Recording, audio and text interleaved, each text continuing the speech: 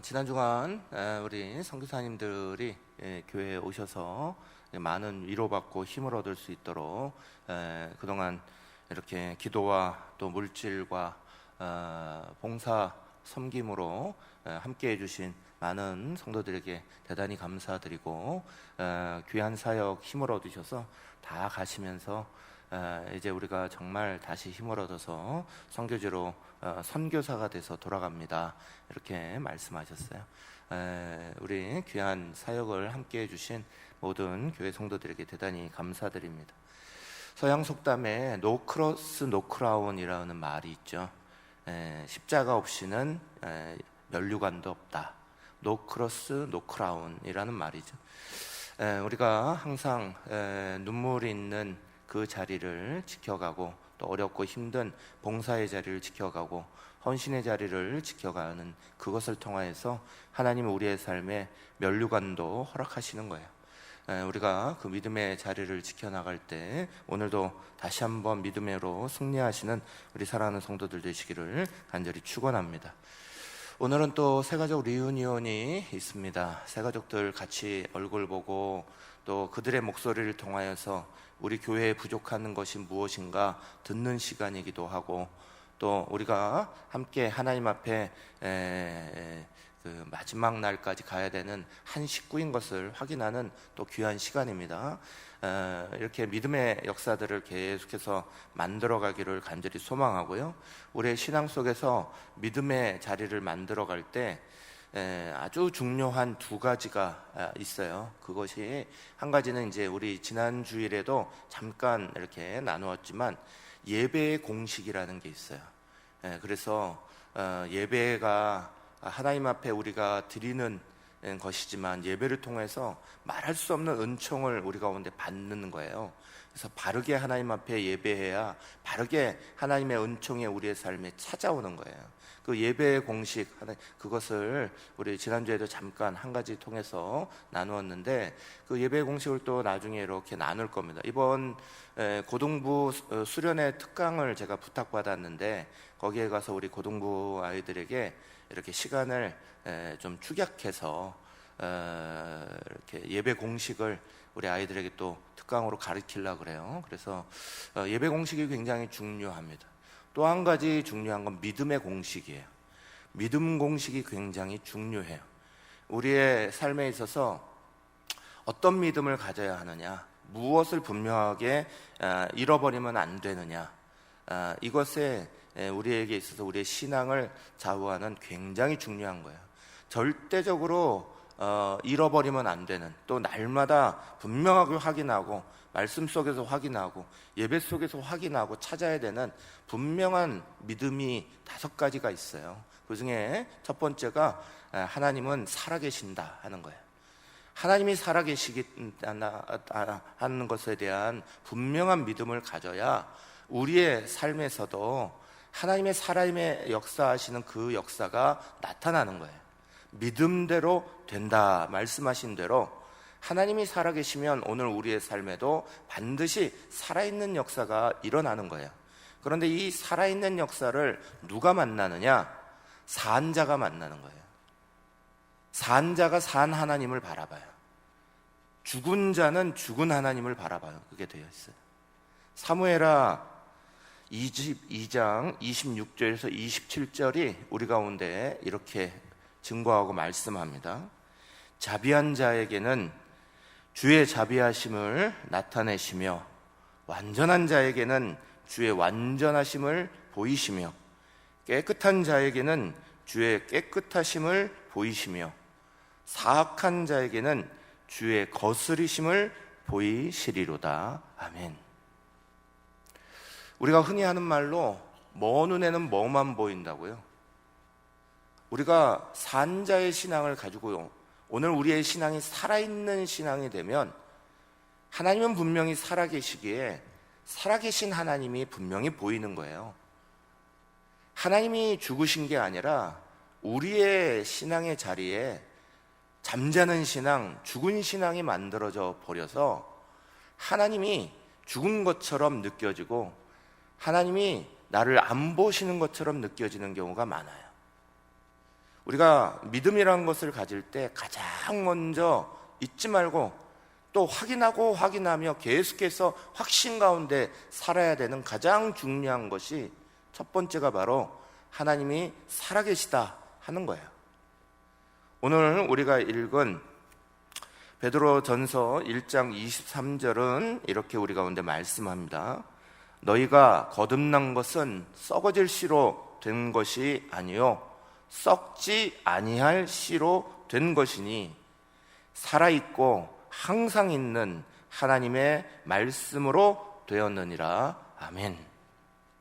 살아있고 항상 있는 썩지 아니할 씨이신 우리 하나님의 말씀, 하나님이 우리 가운데 항상 있고 살아계시다 하는 사실을 증거하는 그 말씀, 그리고 그 하나님 앞에 드리는 찬양, 찬송, 여기서부터 우리는 하나님의 살아계심을 만나고 경험하게 돼 있어요. 사랑하는 여러분, 참 안타까운 일이지만 수많은 분들이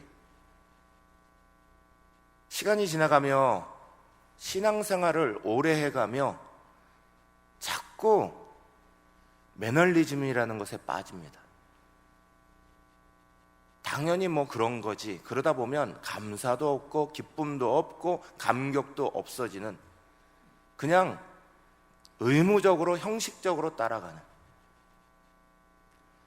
성경 말씀을 봐도 그 말씀에 까만 거는 글씨고 하얀 거는 종이고 그것만 보이고 말씀 속에 감격이 확확 자기에게 살아나지 않아요.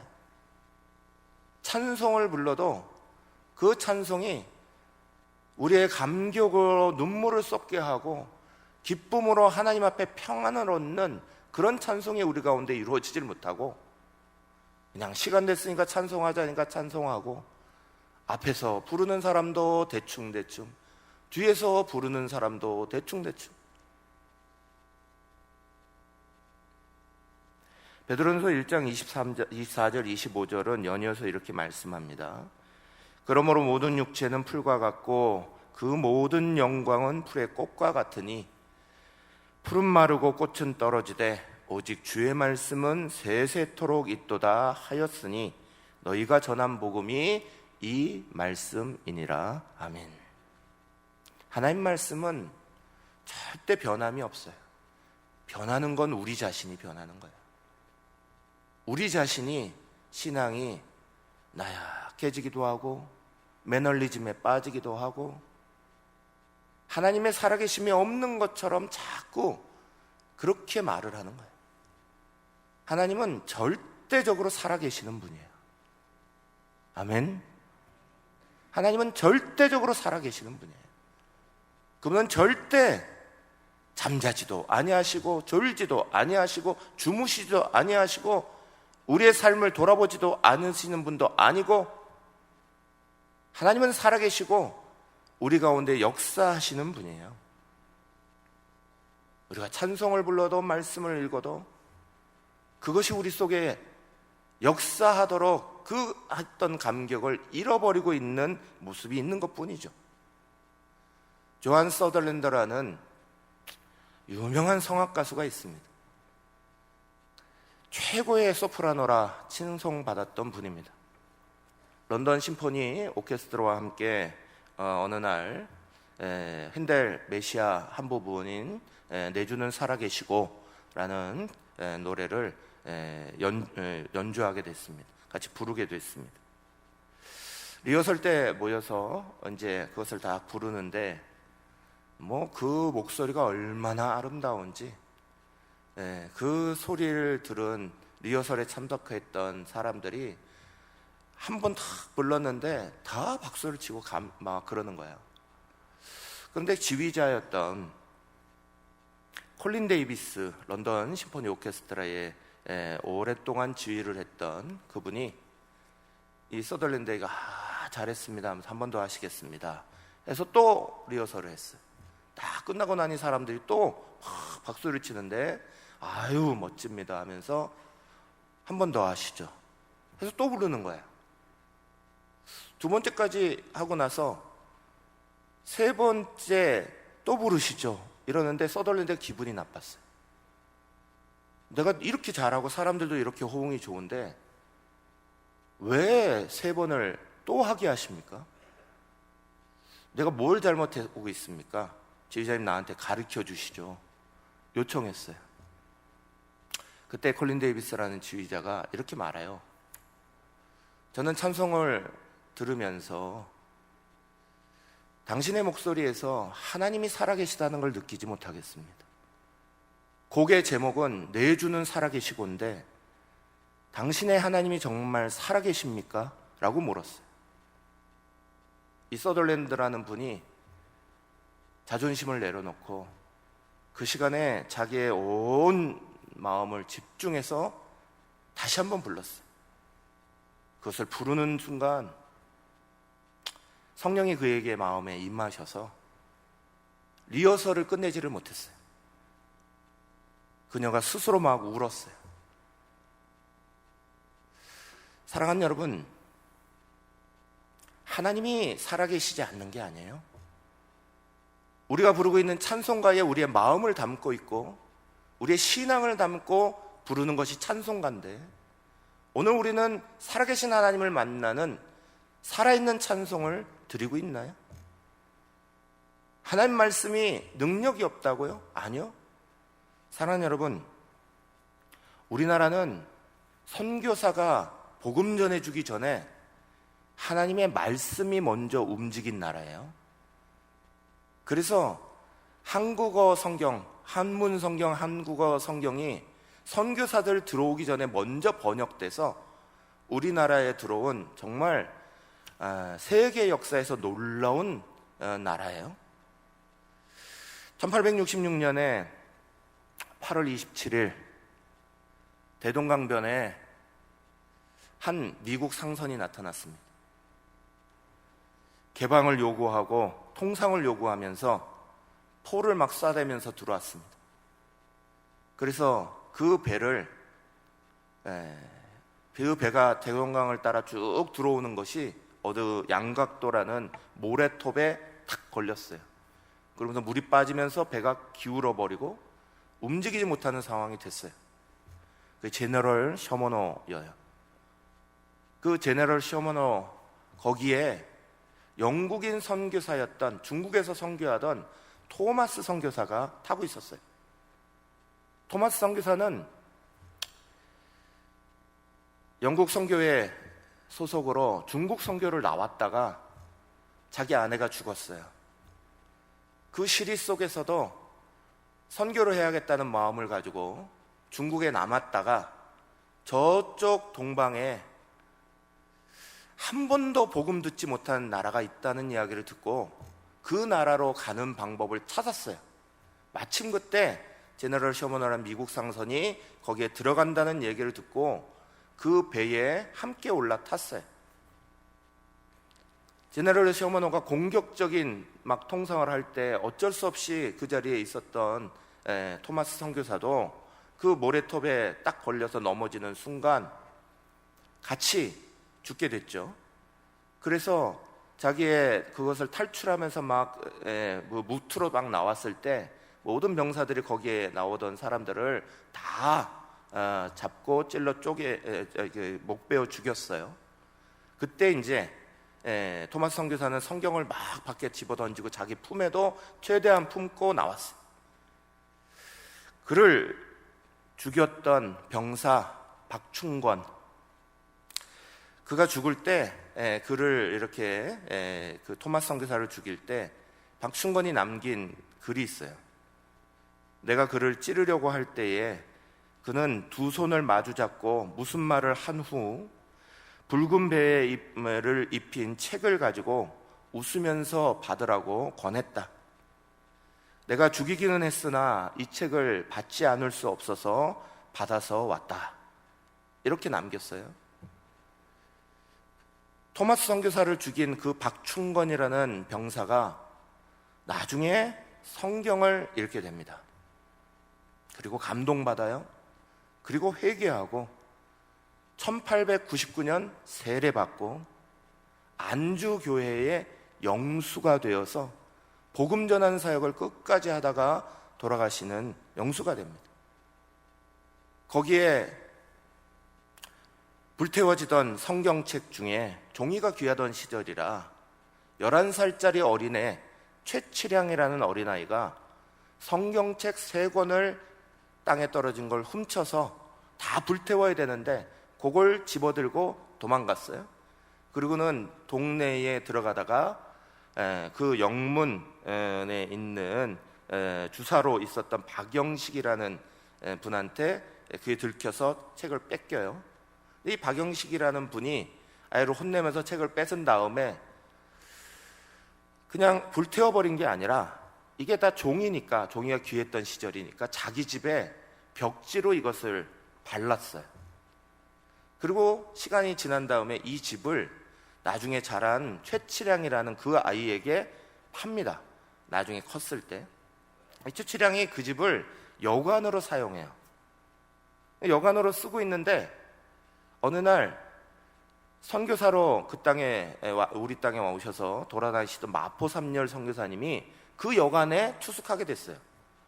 근데 방에 이렇게 보니까 한문이 막 써 있는데 가만히 보니까 이게 그냥 글이 아니에요. 성경이었던 거예요. 깜짝 놀라서 복음을 전하고 이게 어떻게 된 일인지 이야기를 자초지종을 듣고, 그리고 나서 그곳이 널다리꼴 교회라는 교회가 돼요. 그런데 그 널다리꼴 교회가 어떤 교회냐? 후에 이 널다리꼴 교회가 이름을 바꾸어요. 장대현 교회로 바꿔요. 장대현 교회는 1907년 평양 대부흥 운동이 길선지 목사를 통해 일어났는데 바로 그 장대현 교회예요. 대부흥 운동이 일으켜진 바로 그 장소가 됩니다. 사랑하는 여러분, 하나님의 말씀은 우리가 볼 때, 우리가 느낄 때에 그것을 어떻게 받아들이냐에 따라 완전히 달라요. 하나님 말씀 자체가 힘이 있으시고 살았고 능력이 있으신 거예요. 하나님의 살아계심을 어디서 만난다고요? 성경 찬송부터 만나는 거예요.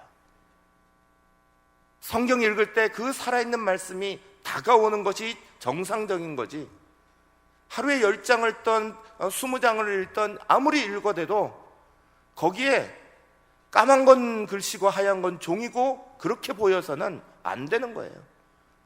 단 한 구절을 읽더라도 그 말씀이 우리의 심장에 새겨지고 우리의 가슴을 뛰게 하는 말씀으로 다가오는 것이 정상적인 거고요. 찬송을 부를 때 그 찬송에 우리의 마음을 담고 우리의 생각을 담아 그 찬송 가사가 우리를 위로하고 힘주시는 것들을 느끼는 게 당연한 거예요. 사랑하는 여러분, 하나님이 살아계심이 없어진 게 아니에요. 어느 틈엔가 예수 믿고 시간 지나가면서 우리의 마음이 변질되어 가는 걸 놓쳐버리면 안 돼요. 요한복음 5장 17절은 우리 가운데 이렇게 말씀합니다. 예수께서 그들에게 이르시되 내 아버지께서 이제까지 일하시니 나도 일한다 하시매. 아멘. 내 하나님이 오늘도 일하고 있으므로 나도 일한다 그러셨어요. 하나님도 일하고 계시고 예수께서도 일하고 계시고 오늘도 살아 역사하고 계신다는 거예요. 시카고 대화재가 일어났을 때 그 시카고에 있었던 무디 목사님의 교회도 불이 탔어요. 시카고 대화재가 일어난 것도 사람들에게 참담한 것이었으니까, 그런데 거기에 큰 교회였던 무디 목사님의 교회가 불타는 걸 보면서요, 기자들이 막 빈정거렸어요. 하나님 앞에 빈정되고 싶은 걸 무디 목사님에게 빈정된 거죠. 이렇게 불이 날 수가 있습니까? 이렇게 탈 수가 있습니까? 하다못해 거룩한 성전조차도 다 불태우시는 이런 하나님이 어떻게 살아있습니까? 막 얘기했어요. 그때 무디 목사님이 분명하게 말했어요. 나는 얼마 전부터 우리 교회가 더 큰 교회로 지어지기를 간절히 구했어요. 하나님이 이 화재로 이것을 헐어버릴 비용을 줄여버리시고 다 불태운 줄로 나는 믿습니다. 그랬더니 기자들이 또 막 놀려요. 그러면 목사님, 건축할 돈 있으십니까? 만드실 자신이 있으십니까? 막 그랬어요. 우디 목사님이 걱정하지 마십시오. 그리고는 그 화재 속에서도 건전해 가지고 나오신 자신의 성경책을 보여주시면서 말씀에 보이고 우리의 삶의 보호물인 이 말씀이 우리 가운데 역사하실 겁니다. 그랬어요. 얼마 후에 영국의 집회가 열렸어요. 무디 목사님이 초청돼서 가서 말씀을 전하고 나서 모금이 일어났어요. 시카고 교회를 다시 다 짓고도 충분할 만한 모금이 충분히 거두어져서 오셔서 교회를 새로 지은 거예요. 사랑하는 여러분, 죽어있다라고 생각하는 사람에게는 하나님이 죽어있는 하나님이에요. 안 된다라는 믿음 가지는 사람에겐 하나님은 안 되는 분이에요. 안 된다, 부정적인 마음 가지고, 부정적인 믿음, 죽은 믿음, 잠자는 믿음 가지고 살아있는 하나님을 만날 수 없어요. 하나님이 아무리 살아계시다 그래도, 오늘 잘 차려져 있다, 하나님이 역사하신다 암만 말해도 잠자는 사람에게 그 밥이 아무 소용이 없는 거예요. 여러분 자식들에게 한번 해보세요. 집에서 자고 있는 아이들에게 밥 차려놨으니까 먹어라 아무리 얘기해도 그 밥이 그 아이들에게 소용이 있나? 잠자고 있으면 그냥 잠이 더 닿는 거예요. 나중에 하면서 밥상 쳐다보지도 않아요. 사랑하는 여러분, 살아있고 깨어있고 있는 자들에게 하나님의 살아계심이 느껴지고 역사하는 거예요. 하나님이 살아계시지 않는 것처럼 느껴지고 나를 돌아보시지 않는 것처럼 느껴지고, 그렇다면 하나님을 원망할 문제가 아니라 우리는 먼저 우리 자신이 죽은 신앙, 잠자는 신앙 아닌지 우리 자신부터 봐야 돼요. 제가 목회자로 살아가면서 보니 가장 강력한 믿음을 우리 성도들이 가지고 있어요. 안 된다는 믿음이에요.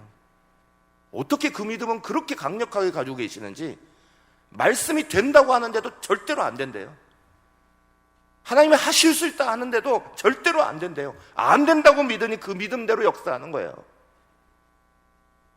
되는 믿음, 살아있는 믿음 가져야죠. 깨어있는 믿음 가져야죠. 그래야 승리하고 일어나는 거죠. 된다고 해도 힘들 판인데 안 된다고 덤벼드니 그게 돼요? 안 되지. 히브리서 11장 32절 34절을 우리 가운데 이렇게 증거합니다. 내가 무슨 말을 더 하리요? 기드온, 바락, 삼손, 입다, 다윗 및 사무엘과 선지자들의 일을 말하려면 내게 시간이 부족하리로다. 그들은 믿음으로 나라들을 이기기도 하며 의를 행하기도 하며 약속을 받기도 하며 사자들의 입을 막기도 하며 불의 세력을 멸하기도 하며 칼날을 피하기도 하며 연약한 가운데서 강하게 되기도 하며 전쟁에 용감하게 되어 이방 사람들의 진을 물리치기도 하며. 아멘. 성경은 이런 일들이 너무 많아서 다 기록하지 못했다 이렇게 말해요. 너무너무 하나님의 살아계심의 역사에 대한 믿음, 그것이 많고 그것을 믿었던 믿음의 선진들의 이야기가 너무너무 많아서 다 기록하지 못할 정도다 그랬습니다. 하나님이 살아계시지 않는 게 아니에요. 우리가 어느덧 믿음이 약해지는 거예요. 내 믿음이 변질되고 말씀을 봐도 찬송을 봐도 감동이 없다면 그건 빨간불이 켜진 것을 모르는 거예요. 빨간불이 깜빡깜빡하면서 감동이 없는 신앙으로 살아가고 있는데 그것에 대해서 반응하지 못하고 회개하지 못하고 고치지 아니한다면 우리는 결국 죽은 신앙으로 돼버리는 거예요. 요한 웨슬리가 감리교를 창시했어요. 뜨거운 열정으로 선교했던 사람이에요. 그 요한 웨슬리가 미국으로 복음 전하겠다고 대서양을 건너갔습니다. 대서양을 막 건너가는데 폭풍우가 치고 배가 큐뚱큐뚱하면서 완전히 파손될 위기에 몰렸어요. 존 웨슬리, 찰스 웨슬리 두 형제가 함께 벌벌벌 떨었어요. 뜨거운 믿음을 가지고 있다 생각했던 그들도 배가 막 휘청휘청 넘어가고 막 완전히 가는 순간에 뭘 어떻게 해야 될지 몰라서 당황해하는 자기 자신들을 보고 있는데 희한한 무리를 본 거예요. 그 배 안에 어떤 무리가 모여가지고 찬송하며 기도하며 하고 있더라는 거예요. 그래서 그 사람들에게 찾아갔어요. 당신들이 누굽니까? 독일 진덴도르프 백작의 영향을 받은 26명의 모라비안 교도들이에요. 이 모라비안이라는 사람들은 진덴도르프라는 독일의 선교적으로 아주 중요한 그 분의 영향을 받고 선교에 헌신해서 만들어진 집단이에요. 여기는 철저하게 자신을 헌신하고 자기를 내어놔요. 그러면서 그 26명의 사람들이 그 배 안에 나머지는 다 괴로워지고 요한과 찰스 웨슬리조차도 그 믿음이 흔들리는 그 순간 그곳에서 찬송하고 기도하고 말씀 보며 그 흔들리는 배 안에서 손을 꽉 붙잡고 있더라는 거예요. 그 모습에 너무너무 감동돼서 요한 웨슬리가 회심해요. 내 믿음이 이거밖에 안 됐구나. 고쳐요.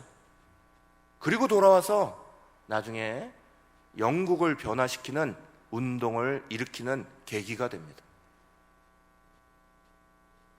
진짜 믿음을 우리가 놓치면 안 돼요. 어느 순간에도 하나님 살아계시다. 어느 순간에도 나를 놓치지 않으신다. 어느 순간에도 붙잡고 계시다.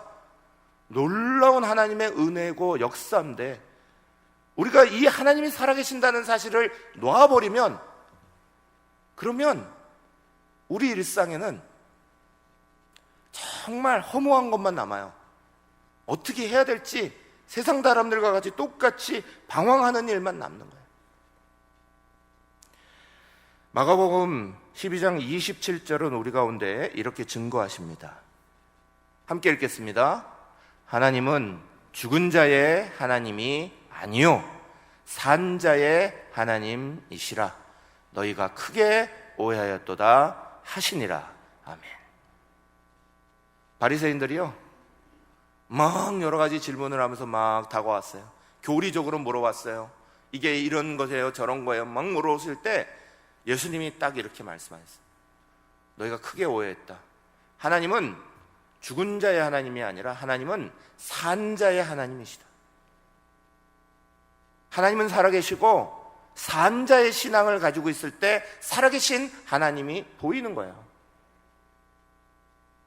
이번에 선교사 대회를 치르면서 여러 선교사님들이 오셔서 막 얘기했어요. 그 중에 코로나 때 현장에서 밖에 나오지도 못하고 그 상황 속에 부모를 잃은 한국에 있는 부모를 잃고 자기를 지키지도 못한 두 가정이 계셨어요. 그 중에 한 가정은 아버지가 먼저 선교사로 헌신하셔서 거기에서 교회를 지으시고 그 딸이 결혼해서 사위와 함께 그곳에 들어와서 선교 역사를 이어가시던 분들이에요. 아버지도 거기에 계셨고 딸도 거기에 있는데 한국에 계시던 어머니가 코로나 때문에 돌아가셨어요. 나가지 못하는 상황이 된 거죠. 그 아버지가 얼마나 미안하고 그랬겠어요. 교회당에 들어가셔서 그저 눈물만 흘리며 엉엉 울었대요. 그런데 하나님이 찾아오셔서 위로하시고 힘주셔서 다시 일어나게 만드셨다는 거예요. 아픔의 시간이죠. 정말 감당하지 못하겠죠. 그러나 그 자리를 다시 손붙잡고 일으키시는 분도 하나님이셔요. 이번에 남태평양에 있는 선교사님들이 우리 교회를 오셨어요. 이분들은 숫자도 많이 않으시고 만나기도 어려운데 이번에 피지 선교사님 한 분, 바누아투 선교사님 한 분, 이런 분들이 오셨어요. 그래서 이분들이 하도 저도 이렇게 다른 곳에 계신 분들보다 이런 분들은 만나기도 어려우니까 이야기를 이렇게 들었는데, 특별히 더 들었는데, 바누아투 선교사님이 나오실 때 고민을 많이 하셨다는 거예요. 왜냐하면 아내가 너무 몸이 아픈 상태여서 병원에, 호주 있는 거기 바누아투에서 가까운 곳이 호주잖아요. 호주에 있는 병원에 가서 진단을 받으니까 2주 동안 아무것도 하지 말고 움직이지도 말고 가만히 있으라 진단받았다는 거예요. 그래서 이걸 와야 되나 말아야 되나 막 그러는데, 그때 하나님의 음성이 너를 기다리는 사람이 있다는 거였어요. 너를 기다리는 사람이 있다. 그래서 나오셨다는 거예요. 그래서 이 대회에 오셨는데, 이인종 장로님 조카가 바누아투에 계시는데 연락이 끊겼던 거예요. 그분과 연락하는 방법을 찾고, 히로미 집사님 친구 거기에 들어가시는데 연락이 끊겼다는 거예요. 이번에 와서 그것을 찾게 됐어요. 만나게 됐어요. 가서 그것을 연결하겠다. 하나님이 오늘 우리의 자리 가운데 순간순간 말씀하셔요. 그래서 그분이 여기 와서 그것을 연결해 드리면서 이제 들어가서 거기에 이렇게 연락처하고 다 알아서 해주시겠다 이렇게 하면서, 그 여자 선교사님이 몸이 아파 꼼짝도 못 하신다고 하셨던 그 여자 선교사님이, 제가 나중에 물어봤어요. 어휴, 힘드셨는데 어떻게 2박 3일 동안 그렇게 걸어 다니시고 힘들지 않으셨어요? 아니요, 하나님 힘주셔갖고 너무너무 좋았대요. 오히려 회복을 많이 못하는 거예요. 사랑하는 여러분, 우리는 우리의 삶의 자리 가운데 아프고 힘들고 실패할 것을 무진장 많이 만나요. 내가 아프고 실패했다고 하나님이 죽으신 건가요? 아니요, 그 자리에도 여전히 하나님이 일하세요. 믿음이 좋고 역사하는 힘이 실패를 많이 경험했던 링컨 대통령에게 어떤 사람이 물었어요. 이렇게 성공하신 이유가 뭡니까? 사람에게 존경받는 이유가 뭡니까? 이렇게 많은 사람들이 존중하는 이유가 뭡니까? 껄껄 웃으면서 이분이 아주 단호하게 얘기했어요. 실패를 많이 해봐서 그렇죠, 그랬어요. 실패를 해보니까 실패 속에서, 아픔 속에서 내가 하면 안 되는구나 깨달은 거죠. 하면 할수록 내가 하면 안 되는구나 깨닫고, 하나님이 살아계시고 하나님의 힘으로 해야 되는구나, 그것 깨달은 사람들이 일어나는 거예요. 그게 산자의 신앙이에요. 산자의 신앙을 가지면 아픈 자리 가운데서도 아프기 때문에 하나님이 이것을 통해 일하시겠구나가 보여요. 실패해도 내가 실패한 이것 때문에 하나님이 알게 하시구나 하는 그것을 느끼게 하시는 거예요. 제가 선교사 하면서 무척 힘들고 무척 아팠어요. 그래서 선교사 위로 대회를 하는 거예요. 너무너무 힘들고 너무너무 괴로웠고 어려웠으니까 그 위로의 자리에 필요하다, 다시 일으켜줄 힘이 필요하다. 그래서 선교대회를 했던 거예요. 우리는 아픔을 가지고 있어요. 실패도 많이 합니다. 그러나 하나님은 여전히 살아계십니다. 살아계신 그 하나님이 우리의 아픔도 싸매주시는 거고 위로하시는 거고요. 우리의 실패도 역전시켜서 성공의 자리로 바꾸시는 거예요. 하나님의 살아계심을 놓쳐버리면 우리의 신앙은 아무것도 아니라고요. 우리는 믿음의 공식 첫 번째로 하나님의 살아계심을 놓치면 안 되는 거예요. 내가 산자의 신앙을 가져야 되는 거예요. 살아있는 신앙. 제가 마지막으로 한 시를 읽어드리고 마칠 겁니다. 누군가는 지금 이렇게 기도합니다. 걸을 수만 있다면 더 큰 복은 바라지 않겠습니다. 설 수만 있다면 더 큰 축복은 바라지 않습니다. 들을 수만 있다면 더 큰 축복은 바라지 않습니다. 말할 수만 있다면 더 큰 축복은 바라지 않습니다. 볼 수만 있다면 더 큰 축복은 바라지도 않습니다. 살 수만 있다면 더 큰 축복은 바라지도 않습니다. 그런데 놀랍게도 누군가의 그 간절한 소원을 나는 다 이루고 살았습니다. 놀랍게도 누군가의 간절히 기다리는 그 기적이 내게는 날마다 일어나고 있습니다. 부자 되지 못해도, 지혜롭지 못해도 내 삶에 날마다 감사하겠습니다. 날마다 누군가의 소원을 이루며 살고 날마다 누군가의 바라는 기적이 나에게 늘 이루어지는 삶이 있다는 것, 어떻게 해야 행복해지는지 고민하지 않겠습니다. 다만 내가 얼마나 행복한 사람인지 날마다 깨닫겠습니다. 나의 하루는 기적입니다. 나는 행복한 사람입니다. 산자의 신앙을 가지십시다. 살아있는 신앙, 살아있는 신앙으로 성경 보시고 찬송 부르시고 살아있는 신앙으로 날마다 확인하시는 성도들 되시기를 간절히 축원합니다. 우리 말씀을 쪼개 1분간 같이 기도합니다.